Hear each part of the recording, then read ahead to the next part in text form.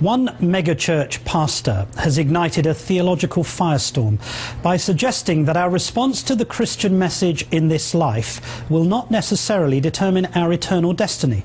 In his book, Love Wins, Heaven, Hell and the Fate of Every Person Who Ever Lived, Rob Bell says that ultimately all people will be saved, even those who've rejected the claims of Christianity. He argues people will eventually be persuaded by God's love, post-mortem, in the life to come. And Pastor Rob Bell joins us now. Good afternoon. This book you've written has been stirring some controversy because the implication is, as you put it, God's love will eventually melt hearts. That's what you say in the book.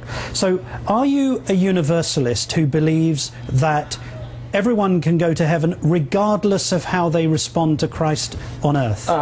In regards to the question, are you a universalist, I would say first and foremost, no. And that is a perspective within the Christian stream. There has been, within the Christian tradition, a number of people who have said, given enough time, God will win everybody over. One of the things in the book I'm very clear on and want people to see is that this tradition has all of these different opinions. Everybody will be won over. Some will continue to resist God's love. And that Christians have disagreed about this speculation. I get that. But so is it irrelevant and is it immaterial about how one responds to Christ in this life in terms of determining one's eternal destiny? Is that immaterial? I think it's extraordinarily important. I think it's extraordinarily important. But in your book, you said that God wins regardless in the end. Love wins, for me, is a way of understanding that God is love, and love demands freedom. You are asking for it both ways. That doesn't make sense. I'm asking you, is it irrelevant as to how you respond to Christ in your life now to determine your eternal destiny? Is that irrelevant? Is it immaterial?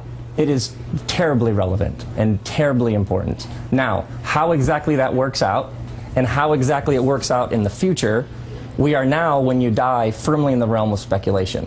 And my experience has been that a lot of Christians have built whole dogmas about what happens when you die, and we have to be very careful that we don't build whole doctrines and dogmas on what is speculation. I'm not talking about what happens when you die. I'm asking you how you respond here and now. And the question I'm asking you, and what you seem to be saying in this book, is that God will melt everyone's heart eventually, some even post-mortem in death. So you're the one making the speculation about the afterlife. What I'm asking is it irrelevant and immaterial about how you respond to Christ now to determine your eternal destiny? One critique of your book says this is inaccurate, the use of Scripture indefensible.